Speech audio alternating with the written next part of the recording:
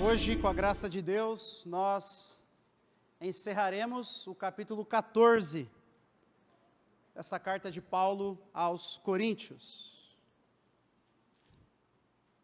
E também a parte que Paulo fala sobre o culto. Encerraremos essa sessão. Certo? Todo mundo entregue, com o guia na mão. Deixe-me começar esse sermão com a seguinte ilustração. Pense em uma orquestra. Pense em uma orquestra.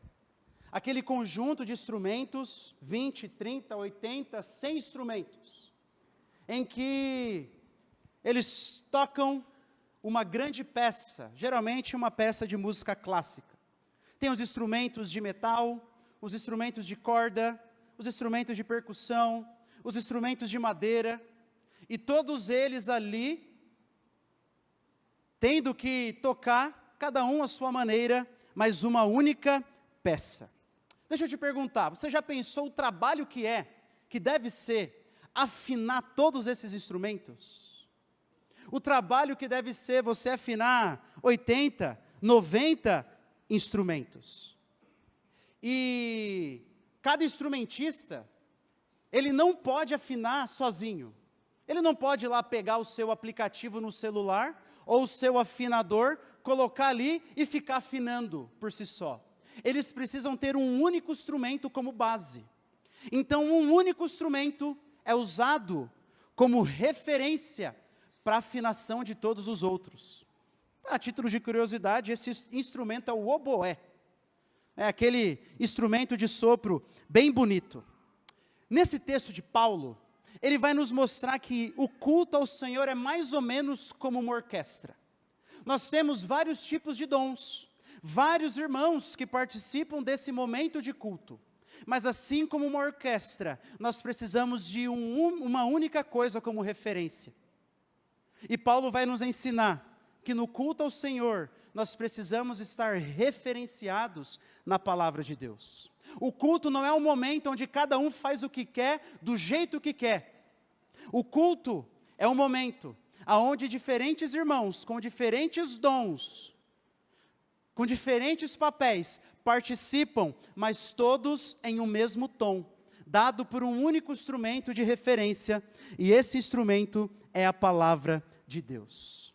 E o ponto central desse texto de hoje, que nós veremos, que é a partir do versículo 26, Paulo ele vai nos mostrar, você que está com o seu guia aí, primeira pergunta já, que o culto público, ele deve refletir o caráter e os mandamentos do Senhor. O culto público, ele deve manifestar o caráter de Deus, e deve ser feito de acordo com as ordens de Deus, com aquilo que o Senhor revelou para nós na sua palavra. E nós veremos 3 pontos. No primeiro ponto, nós veremos que o culto deve ser feito para edificar o povo do Senhor. Depois nós veremos que o culto, ele deve ser feito para refletir o caráter do Senhor. E por último, que o culto público, quando o povo de Deus está reunido, ele deve ser feito debaixo da autoridade do Senhor. Então, quando o povo de Deus está reunido, isso deve ser feito para edificar o povo do Senhor, para refletir o caráter do Senhor, do Deus a quem adoramos, e também debaixo da autoridade do Senhor, seguindo as normas que Ele deixou em sua palavra para nós. E eu vou fazendo a leitura, o texto é um pouquinho grande, eu vou fazendo a leitura conforme nós formos passando pelos pontos, tá bom? Então, primeiro ponto, o culto deve ser feito para a edificação do povo do Senhor.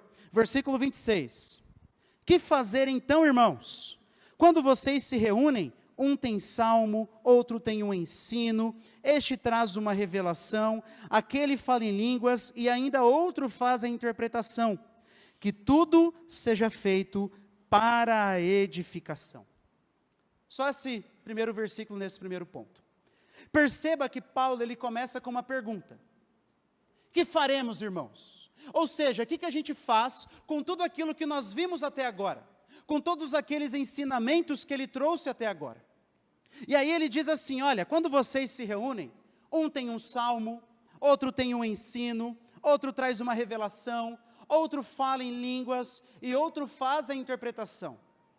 Paulo aqui ele está dando como provavelmente era o culto lá na igreja de Corinto.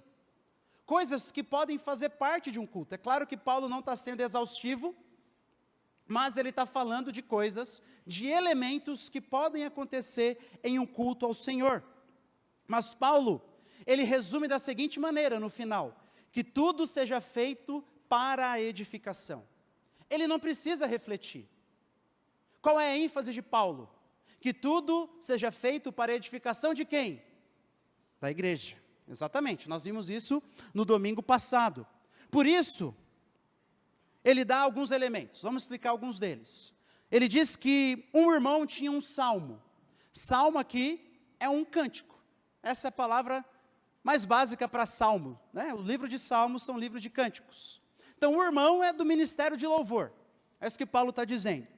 Outro traz um ensino. Traz um período de explicar a palavra de Deus. Depois ele diz, este traz uma revelação. Lembra do domingo passado? Revelação é um termo intercambiável para profecia. E o que é profecia?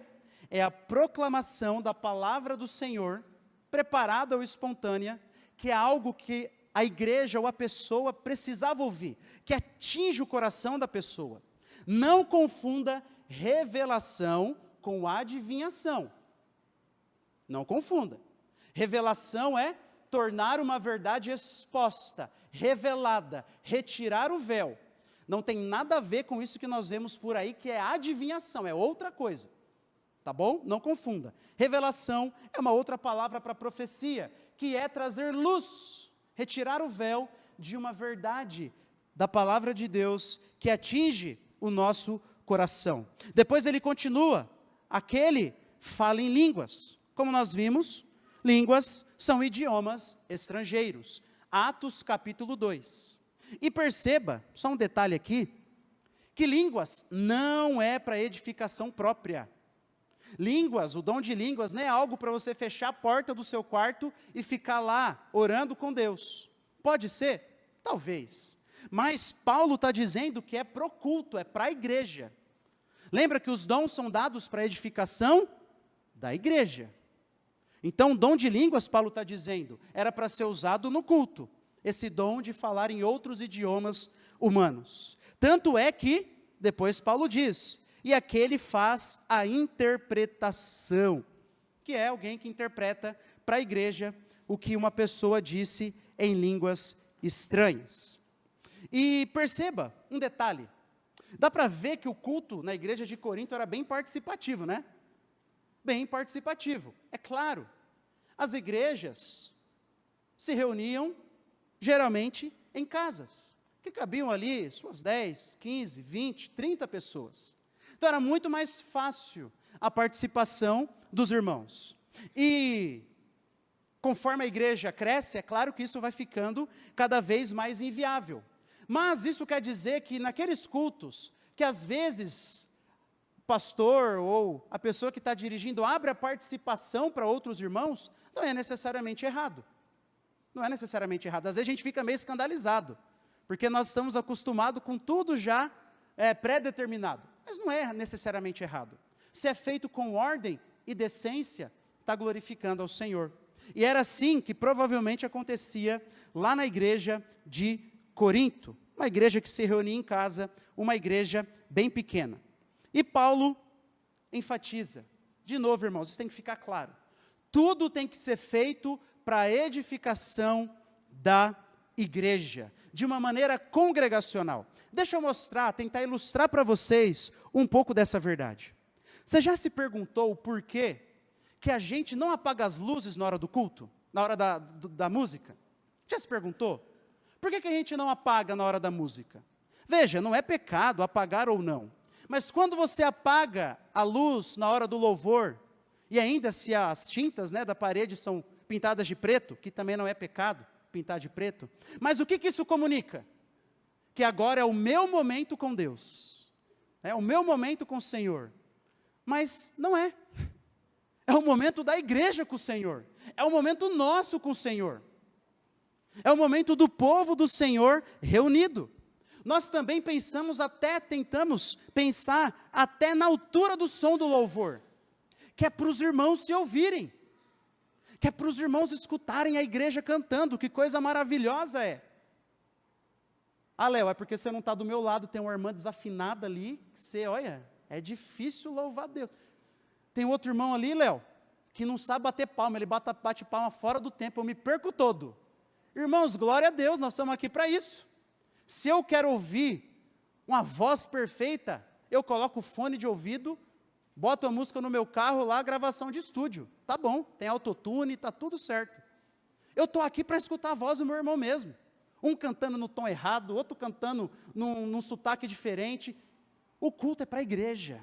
É claro que Deus fala conosco e trabalha de maneira individual, mas o foco não está em uma pessoa. O foco não está em mim. O foco está no povo de Deus. Então, apenas um exemplo para mostrar como que o culto ele tem que estar centrado no povo do Senhor. Mas Paulo ele continua. E depois de trabalhar o primeiro ponto em que o culto ele tem que ser feito para a edificação do povo do Senhor, Paulo ele vai dizer que o culto ele tem que ser feito para refletir o caráter do Senhor. E agora ele vai começar a dar várias ordens. Olha comigo, a partir do versículo 27. No caso de alguém falar em línguas, que não sejam mais do que 2, ou quando muito 3, e isso sucessivamente, e haja alguém que interprete.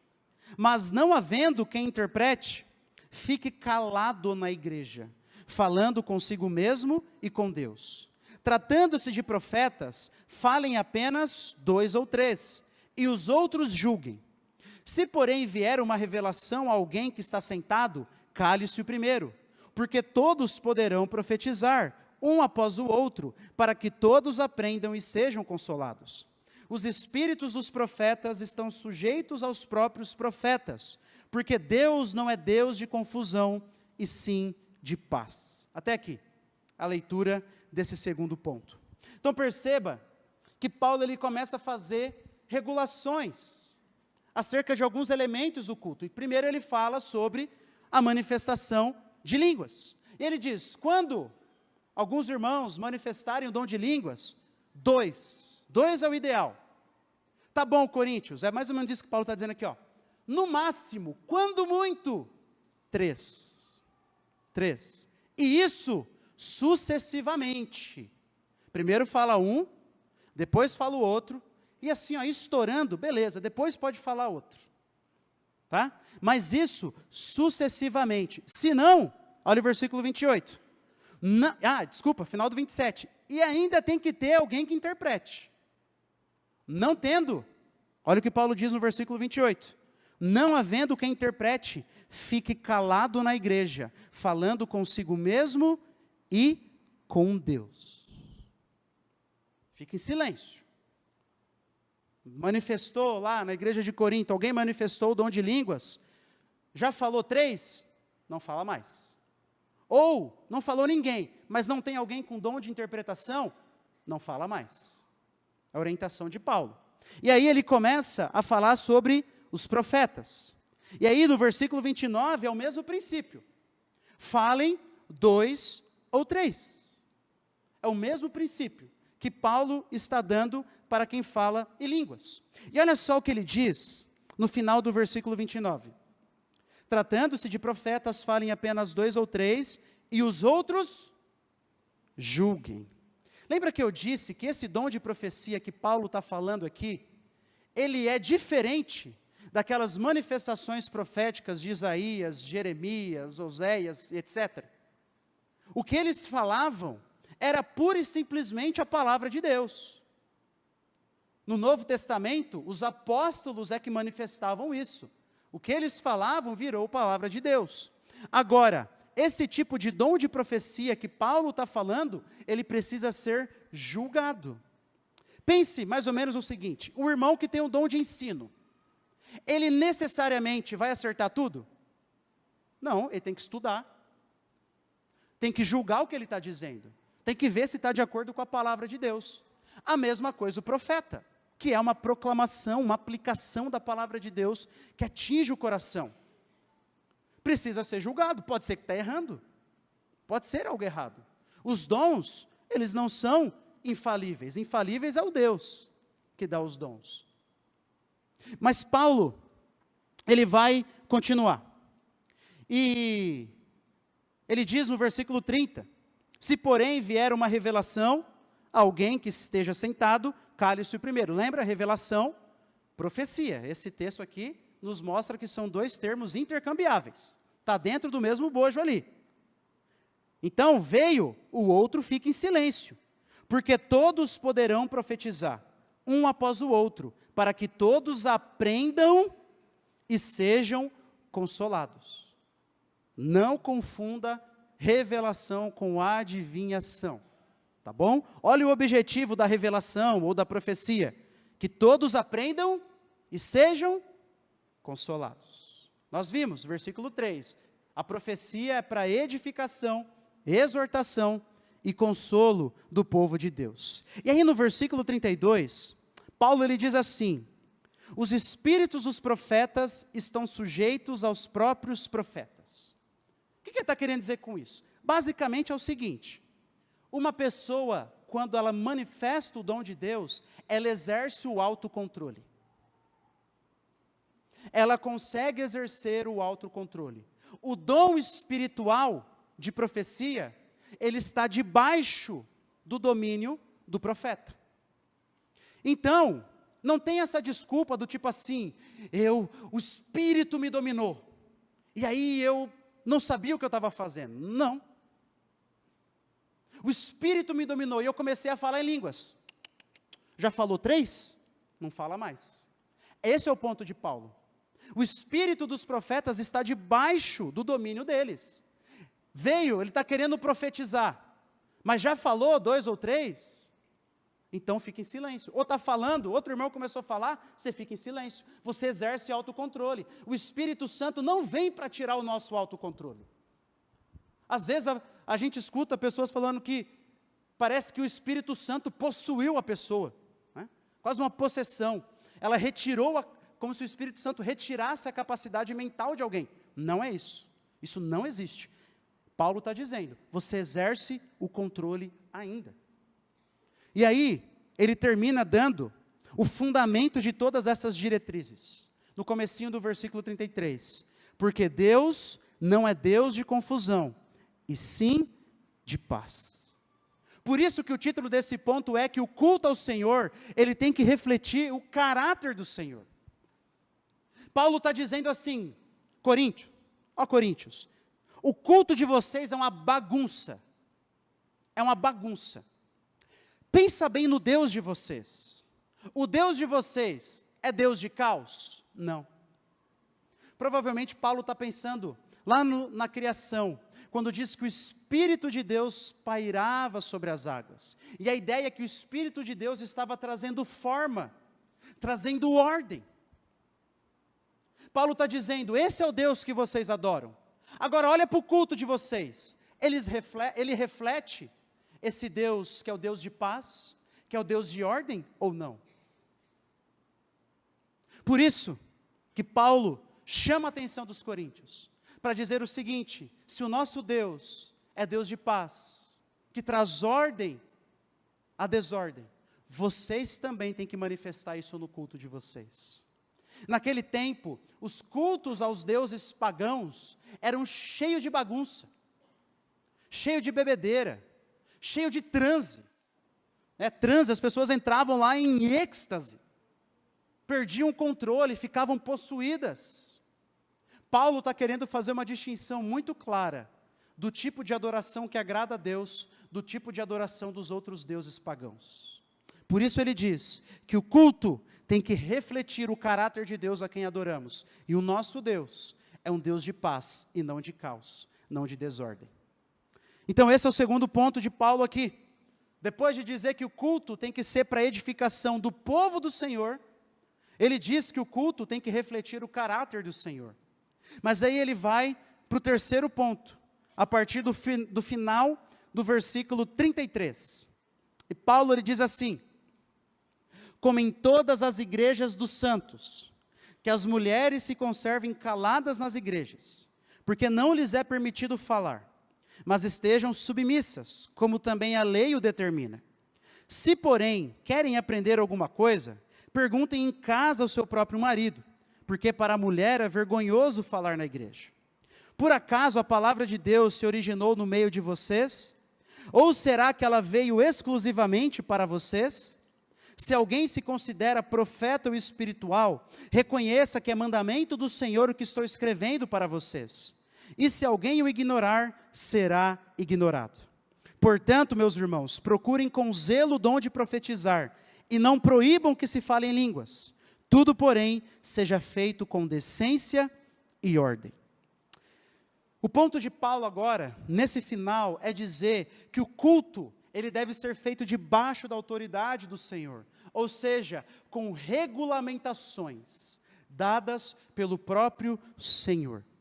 E Paulo ele começa, ali no final do versículo 33, falando de um dos assuntos, expondo um dos textos mais difíceis dessa carta, falando sobre o papel das mulheres no culto. Irmãos, esse texto aqui é um texto complicado e bem polêmico. Eu não li todo o texto no início da pregação, porque eu sei que você ia ficar ansioso, você ia não prestar atenção em nada antes. Você ia ficar assim, ó, meu Deus, o que é que significa esse texto? O que é que significa esse texto? E aí você ia esquecer do resto. Por isso que eu fui lendo conforme os pontos foram sendo explicados, tá bom? E aqui eu preciso fazer algo diferente. Eu preciso mostrar o caminho que nós usamos para chegar à interpretação de um texto, especificamente desse texto. Claro que a gente não faz isso. É impossível a gente fazer isso toda a pregação, todo ponto, mostrar como nós chegamos à interpretação desse texto. Mas agora, nesse ponto aqui, eu preciso mostrar para que sirva de algo didático para a igreja, tá bom? E, diga-se de passagem, eu vou mostrar alguns princípios que me ajudaram a chegar à interpretação desse texto. E eu usei vários comentários, é claro, mas eu usei principalmente um livro de uma mulher, chamada Cathy Keller, a esposa do pastor Timothy Keller. Ela tem um livro sobre o papel da mulher dentro da igreja. E eu usei esse livro, principalmente, como fundamento para a explicação dessa parte. Então, você segura comigo, irmãos. Segura aí, tá bom? É um texto difícil. Tem gente que fala que isso aqui não está na Bíblia. Olha só. Que não deveria estar na Bíblia. Tem gente que é machista, que fala que é porque as mulheres ficavam conversando no culto e Paulo quer que elas fiquem quietas. Né? Isso é machismo, porque, olha, homem também conversa bastante, né? Os irmãos sabem, homem também conversa bastante na hora do culto, né? Então, esse é um tipo de texto controverso, mas devagar a gente vai chegar lá. Então, vamos comigo. Qual é o primeiro princípio que a gente precisa levar em consideração? Que a Bíblia, ela não contradiz a Bíblia. Escritura não contradiz a Escritura. Por quê? Nós cremos que toda a Bíblia é palavra de Deus. Deus é uma pessoa. É o Deus de todo conhecimento. Ele não vai se contradizer. Então, quando nós vemos, às vezes, entre aspas, contradições, são contradições aparentes. O próprio caráter de Deus, assim, tira da jogada a ideia de que Deus está se contradizendo. Não pode. E por que isso é importante? Volta comigo aí no capítulo 11.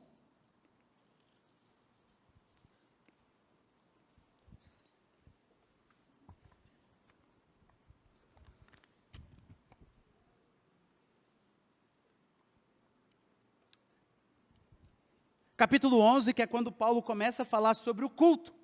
E ele fala sobre o uso do véu na igreja de Corinto. Tá? Se você não estava nessa pregação, está lá no nosso YouTube.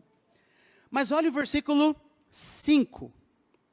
Toda mulher, porém, que ora ou profetiza com a cabeça descoberta. Até aqui está bom, só aqui que importa para nós. Veja, Paulo está falando num contexto de culto, certo? E ele está dizendo que as mulheres oravam e profetizavam no culto.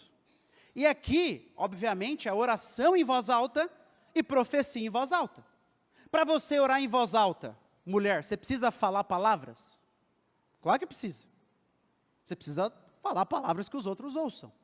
Para você profetizar, ou seja, trazer uma palavra de edificação, de consolo para a igreja, seja no momento de oração, seja ministrando um louvor, você precisa falar? Precisa. Então, Paulo não está dizendo que as mulheres têm que usar um esparadrapo no culto, na boca, tá bom? Paulo não está dizendo isso, porque ele disse lá no capítulo 11, que as mulheres oravam e profetizavam na igreja. Então, esse é o primeiro princípio. A Bíblia não contradiz a Bíblia. Então, nós temos que pegar os diversos ensinamentos que a Bíblia traz para falar sobre esse assunto. E um deles, Paulo já disse que as mulheres participavam do culto, profetizando e orando. Então, aqui, ele não está dizendo que elas têm que ficar caladas, assim, com esparadrapo na boca. Mas tem um segundo princípio. Quando nós lidamos com um texto difícil, o que a gente faz? O mais claro é um princípio, tá? O mais claro ajuda na interpretação do mais obscuro. Então, digamos que é um tema difícil, um texto tratando de um tema difícil, e o texto é difícil, o hebraico é difícil, o grego é difícil, o que é que você faz? Você pega outros textos que falam daquele assunto, que vão lançar luz na interpretação do texto, que vão lançar luz para você interpretar um texto difícil. 1 Coríntios, capítulo 14, a partir do versículo 33, é um desses textos difíceis, que a gente precisa de outros textos para nos ajudar a interpretar. Eu já fiz isso, olhando para o capítulo 11. Mulheres falavam com voz audível na igreja. Então, não é isso que Paulo está proibindo aqui, tá? Mas há um outro texto que Paulo usa, você não precisa abrir, tá? Mas se você quiser anotar, 1 Timóteo, capítulo 2, versículo 12, Paulo ele diz assim: e não permito que a mulher ensine, nem que exerça autoridade sobre o homem. 1 Timóteo 2,12. O que é que Paulo está proibindo nesse texto? Paulo está proibindo, vetando, que as mulheres exerçam um ensino autoritativo sobre a igreja. Esse é o ponto de Paulo. Um ensino carregado de autoridade. Porque, segundo Paulo, segundo as Escrituras, isso é algo que Deus delegou a alguns homens, não é a homens, a alguns homens, segundo 1 Timóteo capítulo 3, e também segundo a Epístola de Tito. Então, para as Escrituras, para o Novo Testamento, segundo a nossa visão, nós não acreditamos na ordenação de pastoras. Assim como na biologia, Deus deu funções diferentes para o homem e para a mulher, também na família, Deus deu funções diferentes para o homem e para a mulher, também na igreja. Deus deu funções diferentes para um homem e para uma mulher. Na IB, você verá professoras, mulheres que lideram ministérios, missionárias, evangelistas, mas não pastoras ou pregadoras. Porque nós entendemos que o ensino autoritativo sobre a igreja, segundo o Novo Testamento nos ensina, Deus delegou a alguns homens para dirigirem a igreja. Então, esse texto lança luz ao que Paulo está proibindo aqui. Primeiro, então, Paulo não está dizendo que a mulher tem que ficar em silêncio completo na igreja. Segundo, Paulo, em 1 Timóteo 2, ele proíbe que uma mulher exerça um ensino autoritativo sobre a igreja. Esse tipo de pregação aqui. Agora, vamos voltar para um outro princípio. Lá no capítulo 14, se você está no capítulo 11, vai voltar lá para o capítulo 14, tá? Que nós precisamos olhar o contexto da fala do apóstolo Paulo. O contexto em que ele está inserido. E o contexto está lá no versículo 29, olha comigo. Tratando-se de profetas, falem apenas 2 ou 3, e os outros julguem. Paulo está falando no contexto de julgamento de profecias. Então, o que acontecia? 2 ou 3 irmãos ali manifestavam a profecia, e aí os líderes da igreja, todos nós deveríamos julgar no nosso coração, é claro, mas os líderes da igreja são os responsáveis, os pastores da igreja são os responsáveis por zelarem pela sã doutrina dentro da igreja. E aí o que parece que estava acontecendo? Alguns homens, maridos, estavam profetizando, e na hora de julgar, algumas esposas estavam questionando eles, de uma maneira desrespeitosa. Aí você fala assim, Léo, da onde que isso saiu do texto? Olha comigo o versículo 35. Olha só. Se, porém, querem aprender alguma coisa, perguntem em casa ao seu próprio marido. Porque para a mulher é vergonhoso falar na igreja. Falar em que sentido? Julgando a profecia dos outros de uma maneira audível. Então, o que Paulo parece que está proibindo aqui, o que estava acontecendo? O marido ia lá, profetizava, aí a mulher levantava, já estava brava que ele não lavou a louça, e falava assim, não está de acordo com a Bíblia esse negócio aí, não. Não. E pode ser que não estivesse. Mas isso estava gerando um problema, um conflito ali. Então, Paulo, ele proíbe isso, porque era algo dado aos líderes da igreja. A responsabilidade última do julgamento da profecia eram aos líderes, aos pastores, presbíteros da igreja. Então, o que Paulo está proibindo? Que as mulheres façam parte do julgamento público das profecias. Porque isso era algo da liderança da igreja espiritual, dos pastores. Que os pastores são homens escolhidos pelo Senhor. E Paulo ainda diz, no versículo 34, que é a lei que o determina. A lei que determina isso. Provavelmente Paulo está pensando lá em Gênesis 2, em que a mulher é criada como uma auxiliadora idônea, como uma aliada do homem, igual em valor, mas diferente em função.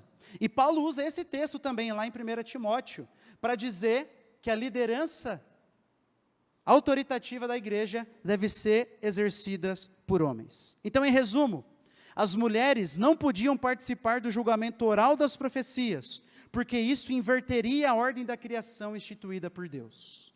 Que na igreja, os líderes espirituais são homens escolhidos por Deus.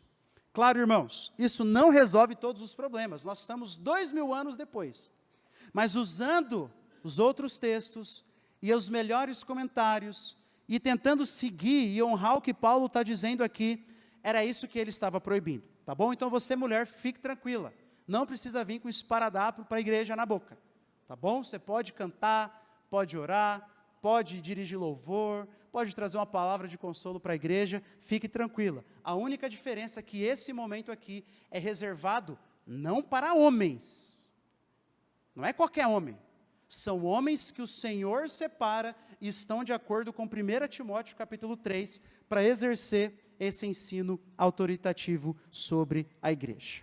E aí, Paulo, ele vai para o versículo 36. E é como se Paulo, ele tivesse fazendo uma antecipação aos argumentos dos coríntios. Paulo aqui, provavelmente, ele está pensando assim, os coríntios não vão gostar do que eu estou falando. Você acha que o que Paulo está dizendo é contracultural só para hoje, irmãos? Você acha que é contracultural só para... É só hoje que a gente fica escandalizado com um texto como esse? Não, naquele tempo também. Porque Paulo ele tem que dizer no versículo 36, como uma resposta aos coríntios: por acaso a palavra de Deus se originou no meio de vocês, ó coríntios? Ou será que ela veio exclusivamente para vocês? Paulo, lá no finalzinho do versículo 33, Paulo ele diz assim, como em todas as igrejas dos santos. Paulo está dizendo que era uma prática em toda a igreja, todas as igrejas. E aí ele antecipa, pensando que os coríntios não iriam aceitar. Aí Paulo está dizendo assim, vocês acham que a palavra de Deus aí só veio para vocês? Não veio para os de Jerusalém, para os colossenses, para os efésios? Vocês estão se achando a última Coca-Cola do deserto? Mais especial do que os outros? Para não obedecer o que eu estou dizendo? É mais ou menos isso que Paulo está dizendo para eles. Por isso que no versículo 37, ele vai dizer assim: se alguém se considera profeta ou espiritual, reconheça que é mandamento do Senhor o que estou escrevendo para vocês. E se alguém o ignorar, será ignorado. Paulo está dizendo, o que eu estou escrevendo para vocês não é opcional. O que eu estou escrevendo para vocês não é nem cultural. Porque todas as igrejas dos santos, daquele tempo, em diferentes culturas, em diferentes localidades, adotavam. O que eu estou escrevendo para vocês, ó Coríntios, é mandamento do Senhor, e vocês têm que se submeter. Por isso que esse terceiro ponto tem esse título, que o culto ele deve ser feito debaixo da autoridade do Senhor. Eu não posso fazer o que eu quero, do jeito que eu quero, na hora que eu quero. Tem que existir ordem e decência, como ele encerra essa parte. Mas Paulo, irmãos, agora ele usa uma palavra bem dura. Ele lança um juízo. Porque ele diz, se alguém ignorar, será ignorado. Se alguém ignorar as minhas palavras, se alguém ignorar o que eu estou dizendo, claro, ele era um apóstolo, alguém escolhido a dedo pelo Senhor, para representar a autoridade de Jesus. O que Paulo falava, estava falado, o que os apóstolos falavam, estava falado. Eles tinham autoridade suprema, autoridade maior sobre a igreja. O que Paulo estava escrevendo era a palavra do Senhor, por isso ele está dizendo, se vocês ignorarem a palavra do Senhor, serão ignorados. Mas ignorados por quem? Por Paulo? Pelos coríntios? Não. Se eles ignorarem o texto, provavelmente nos leva a essa direção. Eles estão ignorando a palavra do Senhor. Então eles vão ser ignorados por quem? Pelo Senhor. Irmãos, esse texto aqui é para fazer tremer as nossas pernas. Porque esse texto nos faz lembrar do Sermão do Monte. Mateus capítulo 7, quando Jesus diz que no último dia vai ter gente dizendo assim, Senhor, Senhor, por acaso a gente não profetizou, fez milagres, expulsou demônios em teu nome? E Jesus vai dizer assim, nunca vos conheci. Serão ignorados pelo Senhor. Paulo está dizendo que aqueles que pegam da Bíblia só o que gostam e rejeitam o que não gostam, precisam colocar um grande cheque na sua salvação. É isso que Paulo está dizendo. Porque corre um risco de no último dia terem uma grande surpresa. Eu sempre lembro de uma história que eu ouvi de um pastor, o pastor Augusto Nicodemos, que ele disse que um dia estava conversando com uma irmã da igreja, que havia passado por um processo de divórcio, e havia sofrido muito. Ele estava conversando com ela, já haviam passado anos, se não me falha a memória, anos depois do divórcio, o ex-marido, já havia morrido, e ela diz assim, pastor, aquele homem eu não perdoo, eu vou para o túmulo, mas eu não perdoo o que ele fez comigo. E aí o pastor disse que respondeu assim, ah é? Então a senhora também vai ter uma surpresa quando chegar no túmulo. A senhora acha que vai para o céu? A senhora acha que vai para o céu? Porque deliberadamente ela estava rejeitando uma parte da Escritura, que diz que nós devemos perdoar. Por isso, quando nós passamos a nos colocarmos como Deus, e escolhermos da Escritura o que queremos ou não fazer, nós estamos correndo grande risco. É isso que Paulo está dizendo. E aí ele conclui, no versículo 39 e no versículo 40. Portanto, meus irmãos, procurem com zelo o dom de profetizar. De novo, é a ênfase dele. Nós vimos isso no sermão passado. E não proíbam que se fale em línguas, porque alguns daí poderiam falar assim, Paulo, já que está essa bagunça na igreja de Corinto por causa do dom de língua, vamos proibir. Paulo diz, não irmãos, dom de línguas é para edificação da igreja, é para o povo de Deus ouvir, caso você tenha esse dom, é para manifestar diante do povo de Deus. Por isso tem que ser falado em voz alta e ser traduzido em voz alta para toda a igreja. Por isso, não proíbam que se fale em línguas, mas tudo seja feito com decência e ordem. Ou seja, decência de maneira apropriada, segundo o que eu estou falando para vocês, segundo aquilo que Deus diz, e ordem, de uma maneira que represente e mostre o Deus a quem vocês estão adorando. Então esse é o ensinamento que Paulo está trazendo para nós. O culto ele tem que ser feito debaixo da autoridade do Senhor, seguindo as ordens do Senhor, a palavra do Senhor. E aqui, irmãos, agora eu gostaria de caminhar para as aplicações. Eu tenho 2 aplicações. A primeira aplicação é: submeta-se à palavra do Senhor. Eu sei que é uma aplicação meio geral, mas você vai entender porque eu estou dizendo isso.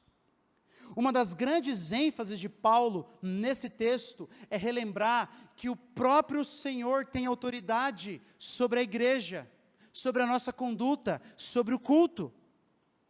Nós acabamos de ver que Paulo relembra a eles: olha, reconheçam que o que eu estou escrevendo é a palavra de Deus. Vocês não podem achar que vocês são os únicos e não precisam obedecer o que eu estou escrevendo. Tem sim que obedecer o que eu estou escrevendo. E sabe por quê que essa aplicação ela é pertinente para nós? Porque nós, como cristãos, corretamente apontamos o dedo para o relativismo, que diz que cada um tem a sua verdade, ou que a verdade é relativa, ou que não existem verdades absolutas. Não. Nós acertadamente apontamos o dedo para isso. Mas o problema é que nós, muitas vezes, também relativizamos no nosso próprio coração. Também relativizamos a palavra de Deus no nosso próprio coração. E 1 Coríntios nos desafiou muito nisso. Porque a primeira carta de Paulo aos Coríntios provou o nosso coração com muitos textos desafiadores e contraculturais. Textos que vão de encontro, contrário àquilo que nos é ensinado muitas vezes na nossa cultura. Texto que fala sobre a liderança do marido e a submissão da esposa. O marido é o cabeça da mulher, nós vimos. Texto que fala sobre a disciplina da igreja. E Paulo dizendo que o irmão que vivia deliberadamente em pecado tinha que ser expulso da igreja. Nós vimos isso. Textos que falam de pecados que para a nossa cultura não são mais pecados.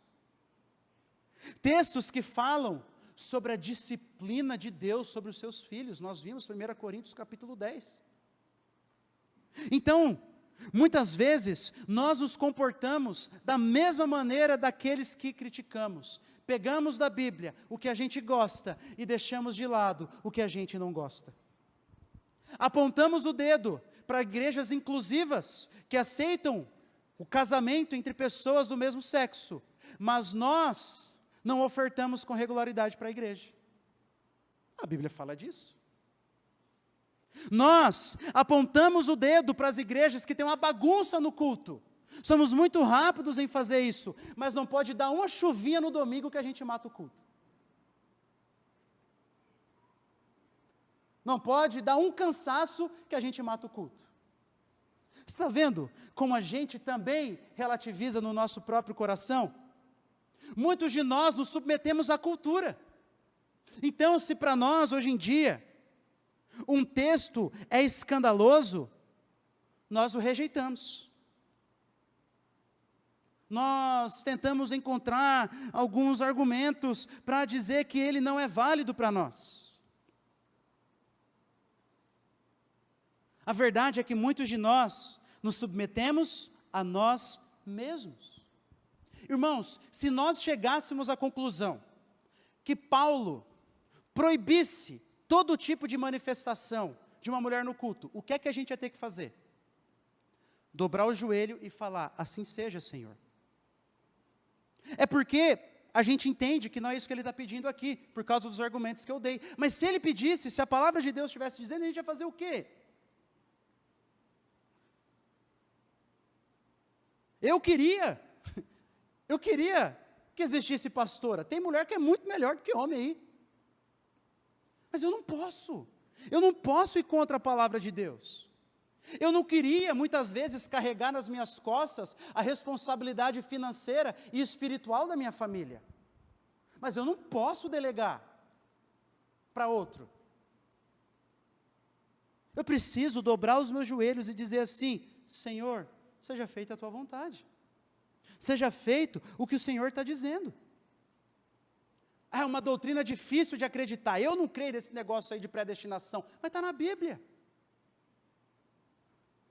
Deus se ira? Deus disciplina seus filhos? Não, eu não creio que no final Deus vai mandar pessoas para o castigo eterno. Está escrito. Eu vou fazer o quê? Briguei com meu irmão, eu tenho que ir lá pedir o perdão? Não, o tempo cura. Vai passar.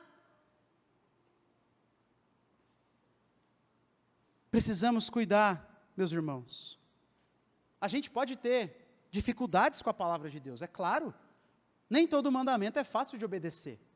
Vai de encontro com as nossas crenças, às vezes a gente tem que mudar toda a nossa vida, mas que assim seja. É a palavra do Senhor, é a palavra de Deus. Nessa hora, enquanto eu estava preparando o sermão, eu pensei em pegar vários livros para achar uma citação que mostrasse a beleza da palavra de Deus para nós aqui. Mas na hora me veio o pensamento: para que eu preciso de um outro livro? Salmo 119, o maior salmo da Bíblia, vem para falar sobre a excelência da palavra de Deus. Deixe-me ler alguns versículos para você. Ele diz assim: como são felizes os íntegros, os que seguem a lei do Senhor. Como são felizes os que obedecem os seus preceitos e o buscam de todo o coração. Quem dera fossem firmados os meus caminhos na obediência aos teus decretos. Eu te busco de todo o coração, não permita, Senhor, que eu me desvie dos teus mandamentos. Que a minha língua celebre a tua lei, pois todos os teus mandamentos são justos. Ah, não, é injusto. Não é. É injusto. Não é. É a palavra do Senhor. Pode ser injusto para a cultura, para mim, para a minha família, ao meu ver, mas não é injusto, porque é da palavra do Senhor, porque é a palavra do Senhor. Pode parecer, melhor dizendo, injusto, para mim, para a minha família, para o meu contexto, mas não é. É a palavra do Deus eterno, é a palavra do Senhor. Irmãos, o mesmo Espírito que nos salva, é o mesmo Espírito que inspirou essas palavras aqui, cada uma delas. Se eu não aceito toda essa palavra aqui, então eu preciso repensar se é o mesmo Espírito que a inspirou, se é o que habita dentro de mim. Eu preciso repensar. Porque o mesmo Espírito que inspirou os homens para escreverem a palavra do Senhor, é o mesmo Espírito que me convence do pecado, da justiça e do juízo. Não é à toa, então, que eu preciso me submeter à palavra do Senhor. Mas há uma segunda aplicação. A primeira é um apelo para a gente se submeter à palavra de Deus. E o segundo meu irmão, valorize o culto ao Senhor. Valorize o culto ao Senhor. Meu irmão, minha irmã, quando Paulo começou a falar sobre o culto? Quando? Lá no capítulo 11. Lá quando ele falou do véu, depois ele falou da ceia, depois ele falou dos dons, depois ele falou da unidade da igreja, depois ele falou do amor, dentro do contexto de dons e de culto. Depois ele falou sobre o dom de profecia e o dom de línguas. E agora ele está encerrando o capítulo 14, ainda falando sobre os dons. 11, 12, 13 e 14. 4 capítulos inteiros para falar sobre o culto. Por quê? Porque o culto é essencial. Existe casamento sem um cônjuge? Não. Assim como não existe culto e vida, não existe igreja e vida cristã sem o culto. Não existe. O culto é o centro da vida de uma igreja. É quando toda a igreja está, ou deveria estar, reunida para adorar ao Senhor, para louvar ao Senhor. Nós conhecemos muito bem o texto de Hebreus, capítulo 10, verso 25, você não precisa abrir, que diz: não deixemos de nos congregar, como é costume de alguns. A gente conhece muito bem esse texto, que diz que nós temos que participar como igreja, que nós temos que vir ao culto. Mas nós esquecemos que um pouquinho depois, o autor de Hebreus diz que aqueles irmãos estavam debaixo de perseguição. Debaixo de perseguição. Esse mandamento aí se torna ainda mais vivo para nós. Porque se nem debaixo de perseguição, a Bíblia diz para eu faltar o culto ao Senhor, quanto mais por esse monte de motivo que a gente inventa por aí. Claro, de novo, nós sempre dizemos isso, tem exceções. Irmãos com problemas sérios de saúde, mas que choram por vontade de estar com o povo do Senhor. Pergunta para o irmão Jorge, para o irmão Aurizé, que às vezes não podem estar aqui por problema de saúde. Pergunta para a irmã Débora.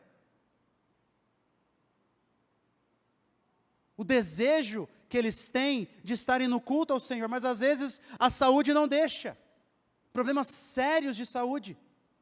E nós, dá uma chuvinha a gente não vem. Dá uma canseirinha a gente não vem. Irmãos, não coloque o culto como algo secundário, como algo opcional, porque não é. E deixa eu dizer uma coisa, não existe culto online, tá? Não existe. Você pode ser edificado, você pode ser alimentado, não existe culto online. Se você assistiu em casa, você não cultuou com o povo de Deus, você não obedeceu o que o texto de Hebreus pede. Não obedeceu. Não existe. Nós mantemos para auxiliar os irmãos que muitas vezes não precisam vir, ou que estão lá em cima e depois querem rever o culto, que estão ensinando para as crianças, ou no estacionamento. Mas não existe culto online. Eu preciso congregar. Eu preciso estar aqui. Sabe qual é o nosso problema? Nós temos uma visão baixa do culto. Nós achamos que o culto é mais ou menos como um encontro desses clubes por aí. Que é mais ou menos como um encontro social. Para nós o culto é um encontro social muitas vezes, mas não deveria. A Bíblia ensina que o culto é o momento onde nós encontramos o próprio Senhor. Onde Deus, onde Jesus está de maneira especial. Nós vimos isso quando Paulo fala que nós somos templo do Espírito Santo. A ênfase é na igreja. Apenas em um versículo ele fala sobre o nosso corpo. Mas do resto, a ênfase é na igreja. A ideia de quando nós estamos reunidos, o Senhor está de maneira especial aqui. Faltar ao culto nunca é o remédio para o problema que eu estou passando. Estou cansado, durmo antes, durmo depois. Estou com um problema que eu preciso resolver, resolve depois. 2 horinhas do seu domingo.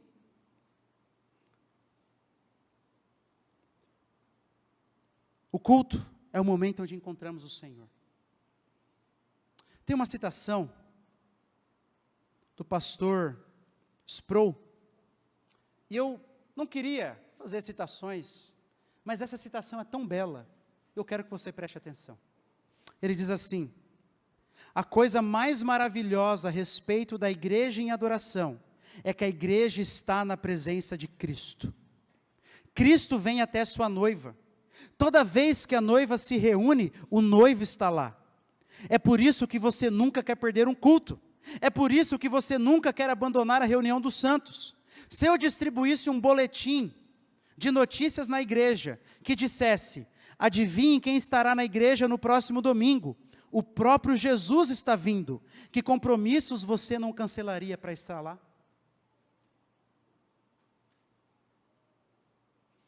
Que compromissos? Nós precisamos ter uma visão exaltada do culto, irmãos. o próprio Senhor Jesus, o seu Espírito Santo, está presente aqui de maneira especial. E nós os experimentamos de uma maneira que nós não experimentamos em nenhum outro lugar. Em nenhum outro lugar. Por isso, valorize o culto. Tenha o culto em alta conta. Faça do culto a prioridade na sua vida. Na vida da sua família. Então esse foi o texto de hoje. Nós vimos que Paulo diz que o culto deve ser feito para edificar o povo do Senhor. Que ele deve ser feito para refletir o caráter do Senhor, e que ele deve ser feito debaixo da autoridade do Senhor, ou seja, seguindo as ordens do Senhor. E nós vimos duas aplicações, que nós temos que nos submeter à palavra de Deus, e que nós precisamos valorizar o culto, valorizar isso aqui, valorizar o encontro público do povo de Deus reunido. Deixe-me terminar relembrando da ilustração do início.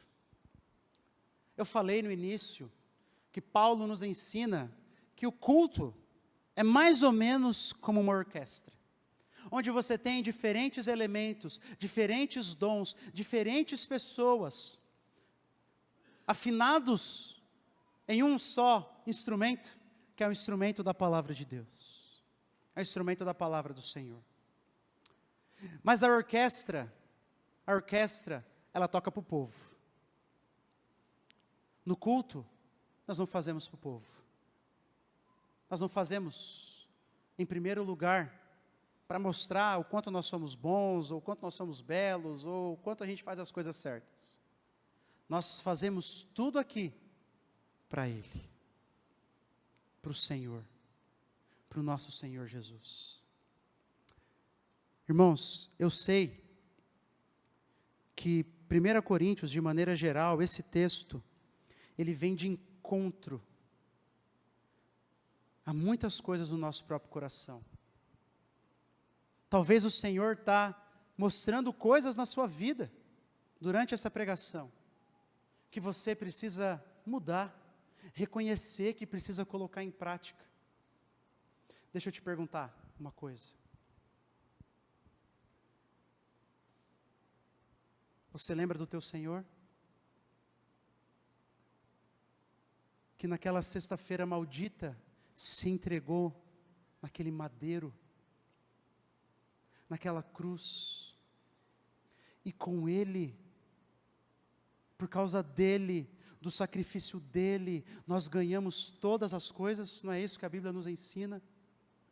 Tudo o que temos é por causa de Cristo, que a muito custo se submeteu à ordem do Senhor, para morrer, para ser humilhado, para ser cuspido. Ele fez isso para o meu bem e para o seu bem. Agora eu te pergunto, o que é que esse Jesus não nos pede? Que nós não nos ajoelhamos e dizemos, faz, Senhor, seja feita a tua vontade.